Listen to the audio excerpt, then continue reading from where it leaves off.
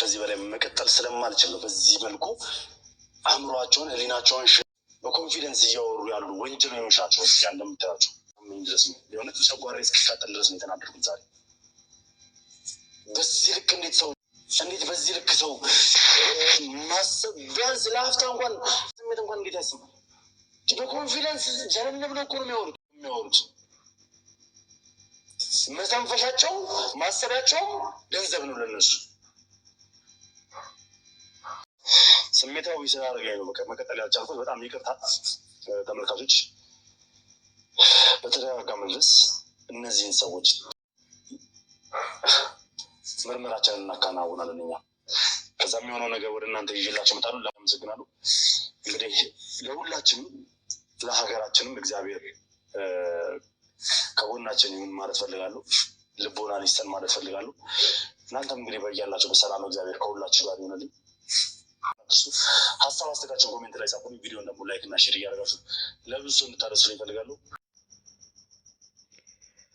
ሰላም ጤና ይስጥልኝ። ውድና የተከበራችሁ ውድ የሆናችሁ የኔ ውድ የሆናችሁ ቤተሰቦች እንዴት ናችሁ? ሰላም ናችሁ? ሰላማችሁ በያላችሁበት የዓለም ዳርቻ ሰላም ፍቅር ብዙ ትርፍ ይበልልኝ። ላይክ እና ሼር ለምታደርጉልኝ እህት ወንድሞቼ ደግሞ በጣም ነው የምወዳችሁ፣ በጣም ነው የማከብራችሁ።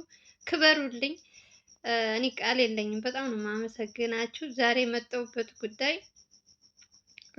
ዘላለምና ልዑል ምን እየሰሩ እንደሆነ እንግዲህ በቀንም ትንሽ አሳይቻችኋለሁ። ከትናንት ወዲያም የተሰራውንም ትንሽ እያነገርኳችሁ ነው። ያው ሙሉውን እንትን ለማለት እንትን አይደለም። ለዛ ብዬ ነው እኔ እየቆራረጥኩ አምጥቼ የማሳያችሁ።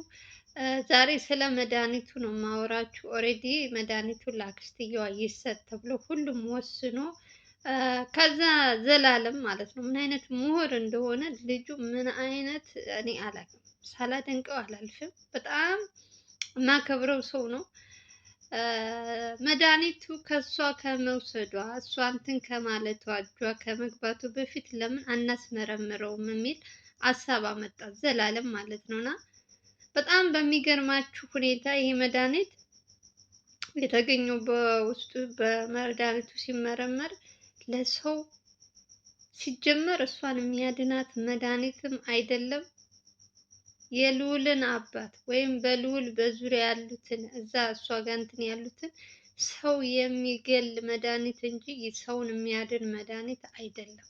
አንደኛ ነገር በምርመራው ላይ እኔም በትንሹ እዚህ ቪዲዮ ላይ አሳያችኋለሁ ምን አይነት ክፉ ሴት እንደሆነች ማለት ነው። እሷ ግነት እኔ መሞቴ መዳኜ ልዑል እጅ ላይ ነው ያለው መድኃኒቱ እያለች እሱን ለማሳጣት በእሷ ዙሪያ ያሉ ሰዎች በልዑል ላይ እንዲነሱበት አድርጋ ግፊም ሲበዛበት ልዑል እናቱም ሲያጨናንቁባት ልጅሽ መድኃኒቱን አስቀምጦ እህታችን ብትሞት እናንተ በህይወት አትኖሩ ምናምን የሚል ነገር ስለመጣበት ዘላለምም በቃ በኋላ ችግር ከሚመጣ ብለው ተስማምተው ነበር። ግን ከዛ ከነሱ ከሄዱ በኋላ ለምን አናስመረምረውም መድኃኒቱ ትክክለኛ እንትን ነው አይደለም የሚለውን ሁለታቸው ማንም ሰው ሳይል ሁለታቸው እንትን ሂደው አስመረመሩት።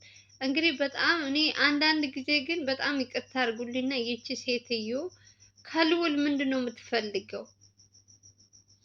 ኦሬዲ በጣም እኔ በተደጋጋሚ አይቻታለሁ ውሸታም እንደሆነች። እሷ የምታወራው ሌላ ነው። ዛሬ ደግሞ ልዑል እጅ ላይ የነበረው መድኃኒት ደግሞ ሌላ ነው የሚወራበት ማለት ነው። እነዚህ ሰዎች ኦሬዲ ሰው ለመግደል ያመጡት መድኃኒት እንጂ ሰውን ለማዳን የመጣ መድኃኒት አልነበረም። እናንተ በደንብ ማወቅ ያለባችሁ ጉዳይ ነው። እዚህ ላይ አብዛኞቻችሁ ልዑል ጋር ሆኖ ለምን ሴትዮዋ ትሞታለች የሚልም እሱ ኮሜንት ስር እያየው ነበረ። ነገሩ ግን ሌላ ነው። እናንተ እንደምታስቡት አይደለም። እሷና ይሄንን መድኃኒት መጀመሪያ ላይ ያመጣው ሰውዬ እኔ ምን ማለት እነሱ ሁለቱ ይተዋወቃሉ፣ ተመካክረው ሊሆን ይችላል። ልዑል ምስኪን ምንም አያውቅም። እሱ ያው ነገሩን እያወቀ አባቱን የሚመርዝ አባቱን እንትን የሚያደርግ ነገር እንደሆነ እያወቀ እሱ ግን እሷን የሚያስችላት ከሆነ አባቴ ብሎ እኔ በአባቱ ላይ ፈርዶ ይሆን ምን ይሆን አላውቅም። ያን መድኃኒት እንትን ካለች እንደዚህ ሆናል ተብሏል። ስለዚህ ግነት ወሬው ግን ሌላ ነው። በአባቱም ዙሪያም አይደለም፣ በአክስትየዋም አይደለም። ሁለታቸውም ላይም እሷ ስለወሰደችው የልዑል አባት እንደዚህ ሆና ምናምን የሚባለው ነገር እንግዲህ ምርመራ ላይ መድኃኒቱ እንትን ሲባል እንደዛ አይደለም። በጣም መርዝ በውስጡ መርዛማ የሆነ ነገር ነው። የሰውን ሕይወት የሚያጠፋ ነገር ነው ያለው። እኔ ልዑል ሲሰማ የእውነቴን ነው የምላችሁ ሰጥቻት ቢሆን አስባችሁታል? ያን መድኃኒት እነሱ እያዩ እንድትወስድ አስገድደዋት ወይ የሆነ ቢሆን ምን አይነት እንትን ውስጥ እንደሚገባ ልዑል አስባችሁታል? የእድሜ ልክ ጸጸት፣ እድሜ ልክ እስር ቤት ነበር የሚገባ። ለምን እሱ እጅ ላይ ነበር፣ እሱ ወስዶ ሰጥቶ እንደዚህ የሆነ ብትሞትበት ምናምን ከባድ ነበረ። እኔ ምንም አላውቅም። እነዚህኞቹ መድኃኒት ያመጡት ሰዎች የተሳሳተ መድኃኒት ለእሷ ለመስጠት ያው ቅድሚያ አይታችሁታል። ከእሷ ከመግባቱ በፊት ልዑል አግኝቶ ነው እነዚህ ይሄን መድኃኒት የወሰደው። ግን መድኃኒቱ ግን እሷ በዛ ሰዓት ልዑል ባያገኘው እሷ ወስደው ቢሆን እሷ አሁን ላይ ሙታ ነበረ። በጣም እኔ እንትኑ ሳይ እኔ በጣም ነው የደነገጥኩት። አንዳንድ የሰው ልጅ ህይወት ግን ትረፍ ካለሽ እንደው በምንም ትተርፊያለሽ። አሁን እኮ ልዑልን በአንተ ምክንያት ተሰቃየው፣ በአንተ ምክንያት ህመሜ እየባሰብት ይሆናል። ግን ልዑል ግን ህይወቷን አትርፎላታል እንድትቆይ አዲስ ማለት ሌላ ህይወት ነው ይዘራላት። እሱ ተቀብሎ ያን መድኃኒት ቢሰጥ ዛሬ ደግሞ ዘላለም በደንብ ይሄ ነገር እስኪ እናስመርምረው እሷ ከመውሰዷ በፊት በውስጡ ምን እንዳለው ምናምን ብሎ ሁለታቸው ናቸው እንግዲህ እንትን ያሉት። እንደ አጋጣሚ ነው አለ ዘላለም ሲያወራ። በቃ እሱ ኦሬዲ ልዑል ይሰጣት ብሎ ነበረ። ግን ከመስጠታችን በፊት ለምን ቼክ እንትን አናስብለውም ሂደን የአንድ አፍታ ስራ ነው ምንም ብዙ ሰዓት አይፈጅብንም ብለው ሁለታቸው እንትን ብለው ነው። እና ያንን ነገር ልክ በሱ በስማማ ዘላለም እሺ እሺ ቢባባሉ ቢሰጣት ምን አይነት እንደሚፈጠር በጣም ከባድ ነው። ለጆሮ ራሱ ልዑል ራሱ በጣም ያስለቀሰው ነገር ነው ውጤቱ ሲነገረው ማለት ነው። እዛው ቁጭ ብሎ ነው ተሰርቶ የተሰጣቸው። በጣም አላቅም እነዚህ ሰዎች አሁን ይህንን መድኃኒት ልዑል እንትን ያለባቸው ሰዎች ተፈልገው የእውነቴን ነው መታሰር አለባቸው። አንደኛ ነገር ሴትዮዋንም ሸውደዋታል። ትክክለኛ መድኃኒት ነው ብለው ያልሆነ ነገር ሰጥተው በልዑል ሊያሳብቡበት ነበር። ተመልከት ልዑል እኔ አንዳንዴ እንደው በጣም መልካምም ስለሆነ ይመስለኛል ልዑል ለሰዎችም ያለው ቀረቤታ አክብሮቱ ምኑም በጣም መልካም ልብ ስላለው ይመስለኛል። ሁልጊዜ የሆነ ነገር ሲፈጠር ከፊት የሆነ ነገር ይቀድምለታል። ዛሬ ደግሞ ዘላለምን ተመስሎ አትስጣት ብሎ ለሷም ህይወት አትርፎላት ለልዑልም አስባችሁታል። በሱ እጅ እንደዚህ ብትሆን ከባድ ነው። ሰዎቹ አይለቁትም። ሲጀመር የሷ አሁን አይደለም ሙታ በህይወት እያለች እንኳን እናትየዋ የልዑል እናት ሰላማታ መውጫ መግቢያ አሳጥተዋታል። ለራሱም እያየ ነው በስልኩም በምኑም ማስፈራሪያ እየመጣበት እህታችን የሆነ ነገር ብትሆን አንተ አይደለም ስራ ለመስራት እንደው እንትን የሰላም አየር ራሱ ይናፍቅሃል እያሉ እያስፈራሩት እንደሆነ ያው ብዙ ነገሮች አሉበት። ይሄን ሁሉ ተቋቁሞ ነው ግን የሚሰራው። እግዚአብሔር ግን ሲረዳው እንኳንም አልሰጣት፣ እንኳንም ማንም ሰው አልተጎዳ። እነዚህ ሰዎች በደንብ ተፈልገው ለህግ መቅረብ አለባቸው። ይሄንን መድኃኒት ነው ብለው እንትን ያሉ የቀመሙ ሰዎች። እኔ ሰው ግን እንዴት ነው ግን የተጨካከል ነው በዚህ ልክ ወገን? በቃ የዶሮ ነፍስ እኮ ኢትዮጵያ ውስጥ ውድ ነው። እንስሳ በማይሞትበት ዘመን የሰው ነፍስ እንደንትን ምን አይነት ጊዜ ነው? ምን አይነት እንትን ነው የመጣብን? ሰው ነው ጊዜው ነው የተበላሸው። ግን እንስሳ እንኳን ክብር አለ የሆነት። አሁን ኢትዮጵያ ውስጥ እንስሳ እኮ አይሞትም፣ የሰው ህይወት ነው እንደ እንትን እርግፍ እያለ ያለው። በጣም የሚያሳዝነው ምንም እንኳን ጥፋተኛ የሆነ እንትን ብትሆንም ቅጣቷን በስነ ስርዓት መቀጣት መታሰርም ካለባት ትታሰራለች እንጂ እኔ ሰው ይሞት ብዬ አልፈርድም። የፈለገው ጠላቴ ቢሆን ማለት ነው ቆሞ እንዲሰቃይ ነው የምፈልገው። ሞት እረፍት ነው። በእርግጥ ግን ደግሞ ለምን ይሞታል? ፈጣሪ እስከፈቀደለት ቀን ድረስ ይኖር። ቅጣት ካለበትም ቅጣቱን ያገኛል። በልዑል ላይ ሊያሳብቡ ልዑል ላይ መጥፎ ነገር እንትን ለማስባል እድሜ ልኩን እሱን ለማሳሰር ሆን ብለው ያደረጉበት ከሱ አልፎ ደግሞ ለእናቱ ልዑል ቢታሰር እሱ እንደዚህ አይነት ነገር ስለሚሰራ እሱ ንጹህ ነው፣ እሱ እንደዚህ ነው የሚባል ነገር የለም። ህግ ላይ ሲመጣብሽ አይታችኋል። ሚኪ ምንም በማያውቀው አበበ ላይ ተኩሶ ነው ስንት ጊዜ እንደታሰረ።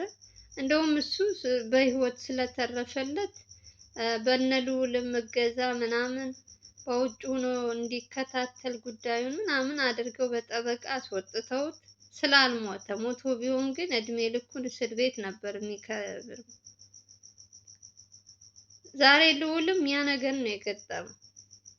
የተሳሳተ እንትን ሰጥተው ልጁንም እንትን ብለው እነሱም ችግር ውስጥ ወድቀው አክስትየዋ የተባለችው የሰው እንትን እሷ በየጊዜው አዳዲስ ነገር እያመጣች የሰውን ህይወት ምስቅልቅልቅል አድርጋ የራሷንም ህይወት ሳትኖር ልጆቿ ምን ላይ እንዳሉ እንግዲህ ተመልከቱ።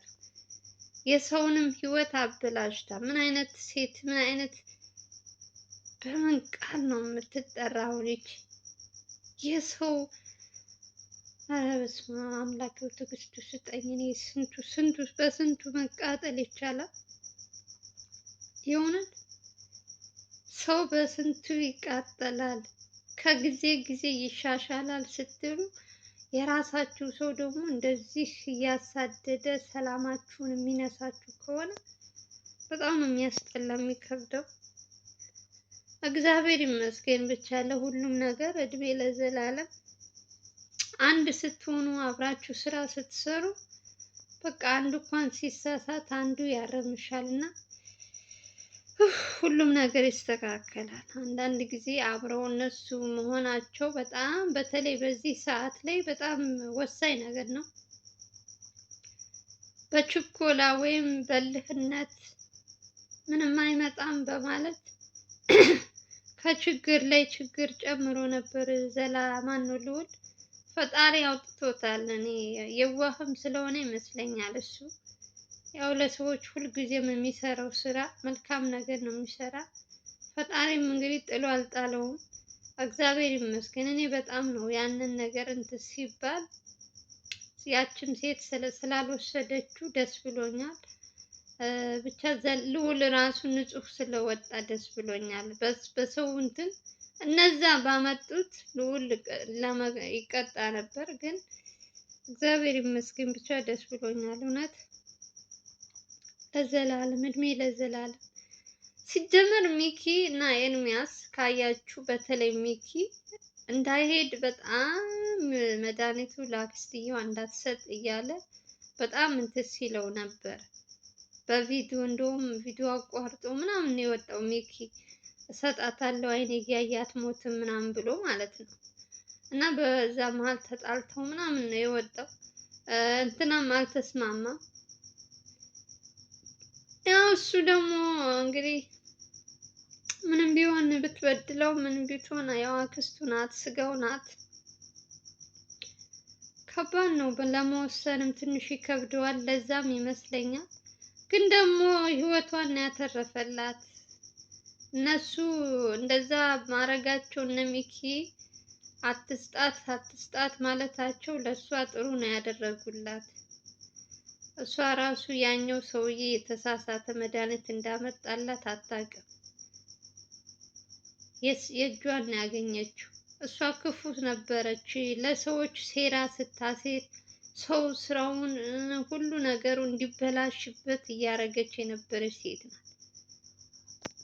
ግን ደግሞ በልዑል እጅ ስለሆነ ልዑልን ጣጣ ውስጥ ችግር ውስጥ ከምትከተው ነው እንጂ ለሱ ያዘንኩላት እኔ ሌላ ሰው ሰጥቷት ቢሆን እንዴት ብዬ አላዝንላትም ነበር። ግን ደግሞ አሁን ላይ የልዑል ስለሆነ በልዑል እጅ ከሆነ ልዑል ችግር ውስጥ ይገባል፣ ስራው ይበላሽበታል፣ ብዙ ነገር ያጣል እና እድሜ ለዘላለም ሁሉም ነገር ተስተካክሏል። እንግዲህ ሌላ መድኃኒት አምጥተው ያን የእውነተኛው እንትን የተባለውን ይሰጧል አይሰጡም፣ እኔ አላውቅም። እናጣራለን እንግዲህ እኛ ስራችን ማጣራት ነው። ምን ማድረግ ይቻላል? እስከ መጨረሻው ድረስ እናያለን። እኔ ይሄ ነገር እስከሚዘጋ ድረስ ልዑል እረፍት እስከሚያገኝ ድረስ በጣም ጓጉቻለሁ። እንግዲህ እግዚአብሔር መጨረሻውን ያሳምረው፣ ልዑልም ሰላሙ ይብዛ። እንግዲህ ዛሬ ግን በዚህ ቪዲዮ ዘላለምን እንድታመሰግኑልኝ ነው የምፈልገው። እድሜ ለዘላለም ዛሬ የሰው ህይወት አትርፏል። እግዚአብሔር ይስጠው፣ በሚሄድበት ሁሉ ክፉ ነገር አይንካችሁ እያላችሁ ኮሜንት ስር ጻፉልኝ። ለማንኛውም የዛሬው ይህን ይመስላል። ከተመቻችሁ ላይክ፣ ሼር እያደረጋችሁ አዲስ ከሆናችሁ ሰብስክራይብ አድርጉ። በሌላ ቪዲዮ እንገናኛለን። ሰላም ፍቅር ተመኘሁላችሁ። ወዳችኋለሁ፣ አከብራችኋለሁ። አስተያየታችሁን ከስር ኮሜንት ስር ጻፉልኝ። አስተካክል የምትሉኝን ለማስተካከል እኔ ዝግጁ ነኝ። እናንተን እንትን እያየሁ በተረፈ ወዳችኋለሁ፣ አከብራችኋለሁ። ባይ ባይ።